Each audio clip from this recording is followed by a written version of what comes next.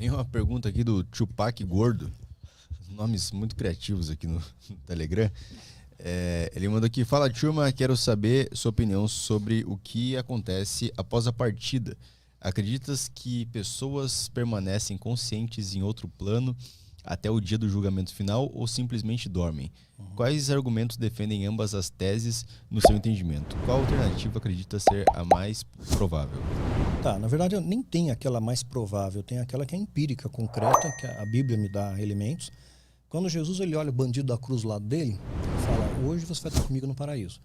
Estavam reclamando, né, você lembra no filme, e um pegou: poxa, esse é o Messias, eu reconheço, então hoje você vai estar comigo no paraíso. Ele não falou daqui a 1000 anos, você vai tirar um ronco aí, vai tirar um sono, e aí depois eu volto. Então é hoje. Então, primeiro ponto. Outro ponto é uma parábola que fala de rico e Lázaro, né? Então mostra um homem muito rico, né? E Lázaro, um pobre, um mendigo. E os dois morrem. Um deles vai para o céu, outro vai para o inferno, né? Porque um era mau, foi para o inferno, outro que era bom, foi para o céu. E eles usam a alegoria lá, seio de Abraão, que era o cultural judeu da época, né? Mas transportando para a nossa realidade, céu e inferno. E aí ele está plenamente consciente de onde ele está, quem ele é, e fica preocupado com a família até. Ele fala: puxa, eu quero falar para minha família que o negócio está estreito. E aí Deus fala para ele: não, eles têm os profetas na terra, tem os homens de Deus aqui, já estão dizendo. Então eles têm consciência de onde eles estão, e eu tenho clara convicção que é imediato. O próprio Jesus ressuscitou, apareceu no corpo glorioso, plenamente ciente de quem ele era, qual era a sua missão, quem eram as pessoas. Então você não fica, mesmo porque a nossa memória, ela deteriora, né? Você pode ter um Parkinson aí, pronto, sua memória vai para o espaço. Agora, se esse cara que tem um Parkinson, ele morreu, a memória dele está 100% preservada, porque a memória não está presa à nossa carne, à nossa matéria. Ela está no âmbito espiritual, ela é como se fosse um HD externo, né? Porque quando você está no corpo ressurreto, não está mais nessa casca, você tem plena consciência de quem é você, sua memória, está tudo preservado. Mas tu vai com a identidade dessa terra? Tu tem o mesmo nome, a mesma fisionomia? Eu creio que vai ter uma fisionomia semelhante, não idêntica, porque quando Jesus está ressurreto, Maria Madalena foi a primeira a ir no sepulcro. Aí uma coisa curiosa, né? Porque as mulheres eram extremamente desprezadas naquela época, né?